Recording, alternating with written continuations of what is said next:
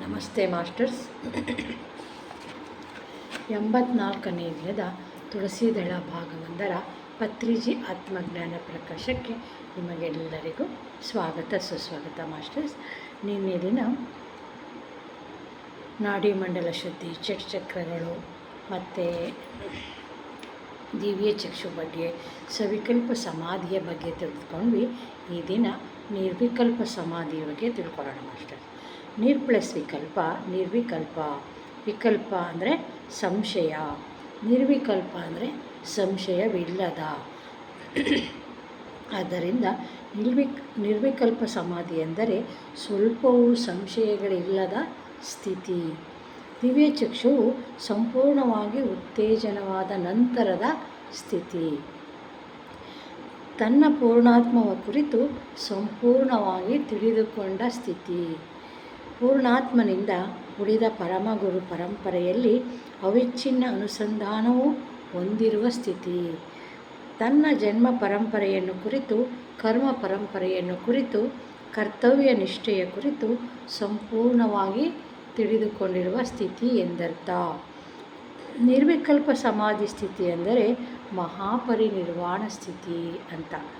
ಸರ್ವ ಸಂಶಯರಹಿತವಾದ ಸ್ಥಿತಿ. ಮನಸ್ಸು ನಿರ್ವಿಕಲ್ಪವಾದಾಗಲೇ ಜೊತೆಯಲ್ಲಿರುವವರಿಗೆ ಸತ್ಯ ಮಾರ್ಗವನ್ನು ತೋರಿಸಬಲ್ಲೆವು ಅಂತ ಹೇಳ್ತಾ ಇದ್ದಾರೆ. ಅದೇ ರೀತಿ ಆತ್ಮಜ್ಞಾನ ಬ್ರಹ್ಮಜ್ಞಾನದ ಬಗ್ಗೆ ಏನು ಹೇಳ್ತಾರೆ ನೋಡೋಣ. ಆತ್ಮಜ್ಞಾನ ಎಂದರೆ ಆತ್ಮವ ಕುರಿತು ಜ್ಞಾನ, ಅಂದರೆ ನಮ್ಮನ್ನು ನಾವು ತಿಳಿದುಕೊಳ್ಳುವುದು. ನಾವು ಭೌತಿಕ ಶರೀರ ಮಾತ್ರವೇ ಅಲ್ಲ, ಆತ್ಮವೂ ಕೂಡ ಎಂದು ತಿಳಿದುಕೊಳ್ಳುವುದು. ನಾನು ಮೂಲ ಚೈತನ್ಯ ಎಂದು ತಿಳಿದುಕೊಳ್ಳುವುದು. ಇದೆಲ್ಲ ಧ್ಯಾನದ ಮೂಲಕ ಮಾತ್ರವೇ ಸಾಧ್ಯ. ಆತ್ಮಜ್ಞಾನ ಎನ್ನುವುದು ಮೊದಲ ಮೆಟ್ಟಿಲಾದರೆ ಬ್ರಹ್ಮಜ್ಞಾನ ಎನ್ನುವುದು ಅಂತಿಮ ಮೆಟ್ಟಿಲು. ಬ್ರಹ್ಮಜ್ಞಾನವೆಂದರೆ ಸಕಲ ಚರಾಚರ ಸೃಷ್ಟಿಯ ರಹಸ್ಯಗಳ ಜ್ಞಾನ. ಕೋಟ್ಯಾನುಕೋಟಿ ಲೋಕಗಳ ಕುರಿತು ಸುಸ್ಪಷ್ಟ ಜ್ಞಾನ, ಸುಸ್ಪಷ್ಟ ವಿಜ್ಞಾನ. ಆತ್ಮಜ್ಞಾನ ಇಲ್ಲದೆ ಬ್ರಹ್ಮಜ್ಞಾನ ಎನ್ನುವುದು ಅಸಂಭವ. ಒಬ್ಬ ಆತ್ಮಜ್ಞಾನಿಯನ್ನು ಋಷಿ ಎನ್ನುತ್ತೇವೆ, ದ್ರಷ್ಟ ಎನ್ನುತ್ತೇವೆ. ಒಬ್ಬ ಬ್ರಹ್ಮಜ್ಞಾನಿಯನ್ನು ಬ್ರಹ್ಮರ್ಷಿ ಎನ್ನುತ್ತೇವೆ.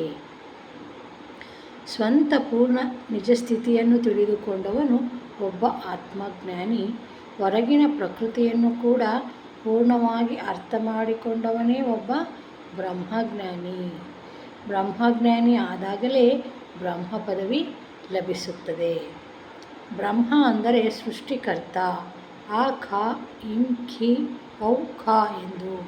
ಆತನು ಕೆಲವು ಆತ್ಮಗಳನ್ನು, ಕೆಲವು ಲೋಕಗಳನ್ನು ಕೂಡ ಸೃಷ್ಟಿಸಬಲ್ಲನು. ಸಕಲ ಲೋಕ ಜ್ಞಾನಿಯಾದವನೇ ನೂತನ ಲೋಕಗಳನ್ನು ಸೃಷ್ಟಿಸಬಲ್ಲನು. ಸಹ ಸೃಷ್ಟಿಕರ್ತ ಅಂದರೆ ಕ್ರಿಯೇಟರ್ ಎಂದು ಆಗಬಲ್ಲನು.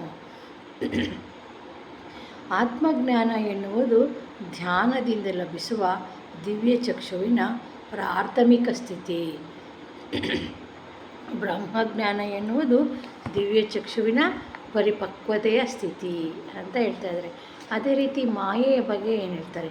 ಮಾಯೆ ಎನ್ನುವ ಪದಕ್ಕೆ ನಿರ್ವಚನೆ ಯಾ ಮಾ ಸಾ ಮಾಯಾ. ಯಾವುದು ಮಾ ಇಲ್ಲವೋ ಸಾ ಅದನ್ನು ಅಥವಾ ಅದು, ಮಾಯಾ = ಮಾಯೆ ಎಂದು ಹೇಳುತ್ತಾರೆ. ಅಂದರೆ ಯಾವುದು ಇಲ್ಲವೋ, ಅಂದರೆ ಯಾವುದಕ್ಕೆ ಅಸ್ತಿತ್ವ ಇಲ್ಲವೋ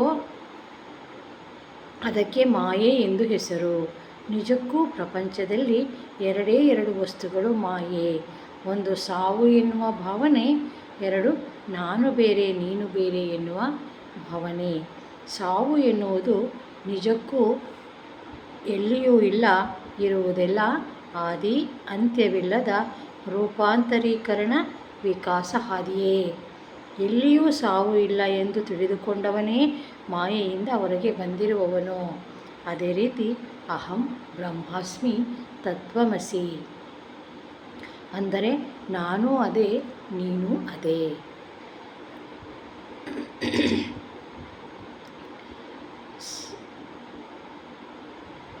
ಮಮಾತ್ಮ ಸರ್ವಭೂತಾತ್ಮ ಎಂದು ತಿಳಿದುಕೊಂಡವನೇ ಮಾಯೆಯಿಂದ ಹೊರಗೆ ಬಂದಿರುವವನು. ದೇಹಾತ್ಮ ಭ್ರಾಂತಿ ಇರುವವನೇ ಮಾಯೆಯಲ್ಲಿ ಸಿಲುಕಿದವನು. ಆತ್ಮವೇ ದೇಹ ಎನ್ನುವ ಜ್ಞಾನ ಇರುವವನೇ ಮಾಯೆ ಇಲ್ಲದವನು.